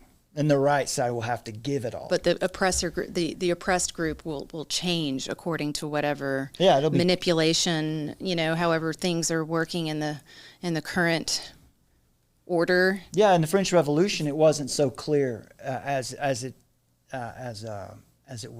like liberation theology, and the gospel is seen through the eyes of the poor. That was a little bit different in the French Revolution because it was the aristocracy that was. It's a little more complicated there, but the ideas are pretty clear now. We can see what we're dealing with in this current dialectical movement that we have. Marxism sees history as an economic conflict. Marx envisioned this classless, stateless society after the overthrow of capitalism. Dialectical materialism, right? It frames society in terms of an inherent conflict between oppressor and oppressed. But of course, there's not. That conflict may not actually be there, but when you have this Masonic idea where you're going out and you're injecting it into the culture, these ideas through propaganda, then the people start to think this way. Why in the world did kids all of a sudden about 10 or 15 years ago start talking about that I'm in the wrong body? That's not something that human beings, typically, at least on those levels, that's not a thought we have. That thought was put into their heads by whom? By Martin Rothblatt. For example, and their transhumanist religion, which they want to bring it about through transgenderism, and it's just that's one of the lies that the devil told, is that he would be able to give this immortal life. He would be able to transcend. Yeah, he's going to be the Most High. Be like the Most High. Be like the Most High. He's smart enough to know that he can't be God, but he believed he could be like God. But it gives people just enough of a lie to then lead them into this delusion. They can't see the truth anymore. They believe the lie, and they're trapped. Yeah, the Bible's the message of the Bible is harmony, a relational harmony, and a social order that's grounded in God's sovereignty, not the state's sovereignty. Romans 13 tells us this. And so while we acknowledge that injustice exists because we're in a fallen world, but the Bible calls for a transformation. Where should the transformation happen? Well, according to Scripture, Romans 12:2, that transformation should be in you. Personal renewal. And then we go out and we walk our faith. We live out our faith, practicing justice, mercy, and humility. And we do that voluntarily. We give when we work and we earn, and we decide to give some of that away after we've taken care of our own first, which is the biblical principle of charity. We honor justice, mercy, and humility. That's Micah 6:8. Marxism's emphasis on wealth redistribution condemns capitalism as inherently oppressive. That's a false paradigm. Capitalism is not evil. Capitalism is not oppressive. People are evil. People are oppressive. Socialism, communism could be a perfect society, except for the fact that the people who want it, the people who push for it are fallen, broken people, and ultimately it's a power play. It's not the economic system, it's not the kind of government, it's that thread of evil that runs through every single heart, as Alexander Solzhenitsyn said. The Bible sees wealth as a gift from God. And this is the biggest bone I have to pick with Gavin Ortland and his message in his climate change video about how embarrassing it is that we in America consume so much. The Bible tells us that when you have wealth, that this is a gift from God. Now, you have to use it responsibly. Deuteronomy 8:18. While materialism is cautioned against, wealth itself is not evil. Scripture urges us to be generous from a spirit of love. That's 1 Timothy 6. So if lots of times we hear that, well, what Jesus taught was communism, right? He taught, give everything you have. Just give it all. You don't need anything. Just give it all away. That's not what Jesus taught. That was what you saw in Jerusalem when the people gave of what they had, so that everyone that was coming to Jerusalem from all around to hear the gospel, to learn about Jesus, they gave it voluntarily. Communism is not a voluntary system. Marxism's vision of economic justice, forced redistribution, that is in contrast with biblical justice. The Bible rejects favoritism, upholds the right to private property. Thou shalt not steal. Shouldn't covet your neighbor's goods. Leviticus 19:15, Exodus 20:15. Biblical justice calls for voluntary charity because voluntary charity reflects God's grace, 2 Corinthians 9. Forced charity, it's not charity anymore, is it? That represents theft. That's Satan. And so Marxism's eschatology, or ultimate end, envisions this secular paradise that will be achieved through human effort. No class distinctions, but the Bible presents a different vision, the kingdom of God, established not by revolution, but by divine action. That means God's people living out their faith. Jesus proclaimed the kingdom's arrival, calling for repentance and faith in the gospel, Mark 1:15. So this kingdom is already a present reality and a future hope at the same time. Right now, the kingdom exists in God's people, in the world anyway. But the future hope is an existence where sin and death will be abolished. Righteousness and justice will reign. Revelation 21. In contrast, Marxism proclaims an unattainable utopia. The kingdom of God is rooted in divine grace and the redemptive work of Jesus Christ.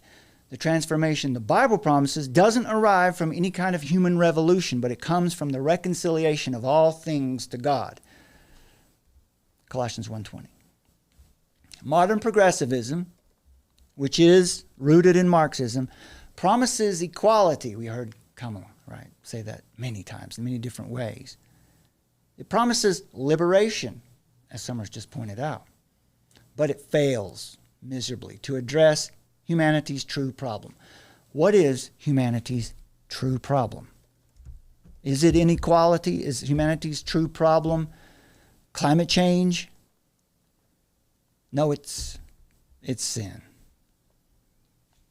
And so in light of this, Christians, we must understand this movement.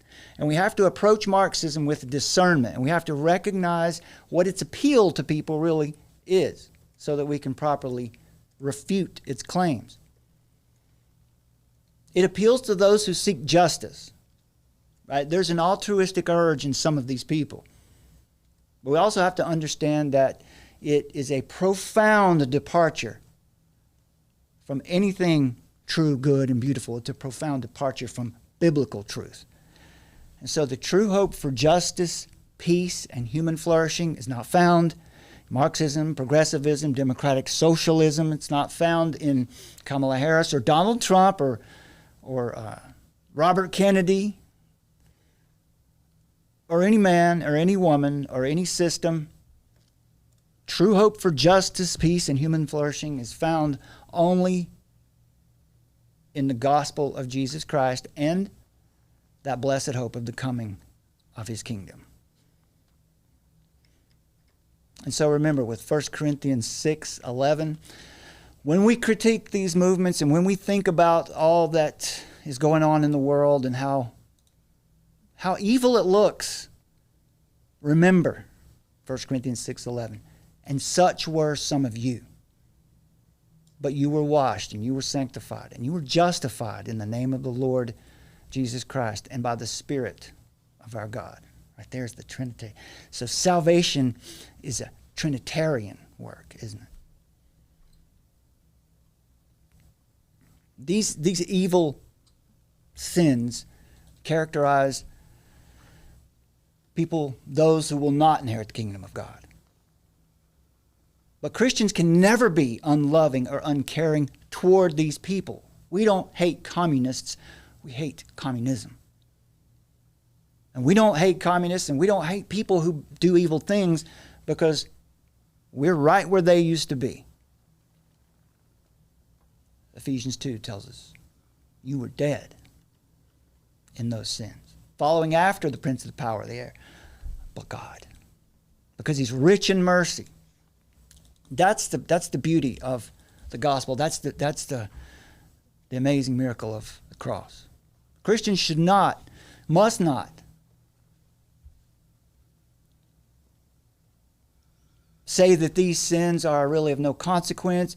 We can never say that we shouldn't be involved in trying to refute this or carry the gospel into a communist movement. These are definitely people who don't know Jesus. That is our concern. That's our purpose. That's what we're here to do, is to take that message to them. We have to communicate the message of salvation in Jesus Christ. As Matthew 1:21 says, he will save his people from their sins. And such were some of you. Our lives should never be marked by sins. And if they are, immediate repentance. And then forsake them. But you were washed, sanctified, and justified. God's great work for us in Jesus Christ is described in 3 terms. You were washed, sanctified, justified. Washed clean from sin by the mercy of God. By calling on the name of the Lord, Acts 22:16. Washed by the work of Jesus on the cross, his work for us, Revelation 1:5. And by the Word of God, by continuing on in sanctification through the Word of God, Ephesians 5:26. You're sanctified. That means you're set apart. away from the world. You're set apart from the world for God, by God, for God. You're still in the world. You still have a purpose here, but you're set apart from it by the work of Jesus on the cross, by God, by God's word, by faith in Christ, and by the Holy Spirit. And you were justified. We're declared just before the court of God. Not just not guilty. You know, in American or in the law in the world, that's all they have. They don't proclaim people innocent. They just, you're not guilty. But God, because he's rich in mercy, will declare you just before him. By God's grace, we're justified through the work of Jesus Christ on the cross, Romans 3:24. And that comes by faith, not by your own deeds, not by your own works, so that no one can boast, Romans 3:28, Ephesians 2:10. God can take the kind of people that we've talked about here. Such were some of you, we were all in that position at one time. God can take these kind of people, the kind of people described in 1 Corinthians 6:9, all of these different sins that were named, and can make them into the kind of people that are described in 1 Corinthians 6:11, justified. How great is the work of God. All right, that's what we have. It's 2 hours. You got anything to add? That was great. Well, to God, solid. To God be the glory for that. Absolutely. All right, my friends, that's all we have for you today. If you want to watch, you can maybe check this replay out on Twitter. We streamed over there today. I missed the front end of the show, but we got it rolling eventually. Thank you for joining us. Thank you to Summer again for this. This took a lot of hard work this week to put this together, and I just want to take a moment to thank so much, yeah, so much being poured over and trying to figure out, okay, how can we whittle this down? How can we come up with a message in light of all that we've been studying and learning lately? So we've got more to come. We've got more to talk about, and more ideas and ways that we want to glorify God and tell God's story. And I'm definitely looking forward to that. Thank you guys for being with us.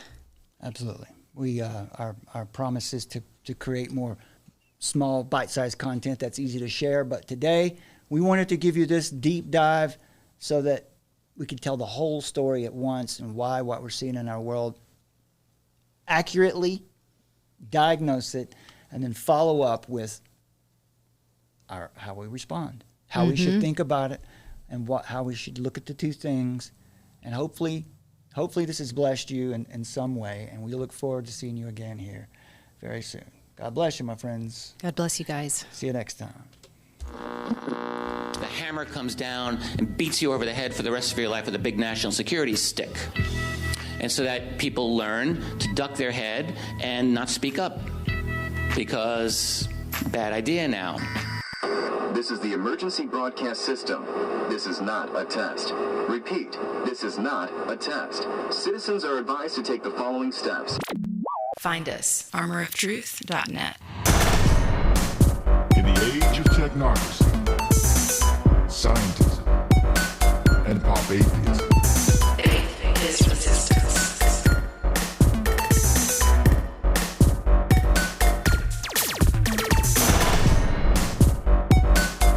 Nietzsche, of course, announced the death of God and called for the birth of the Übermensch, the Superman, who would take humanity to new heights and to create a new world order.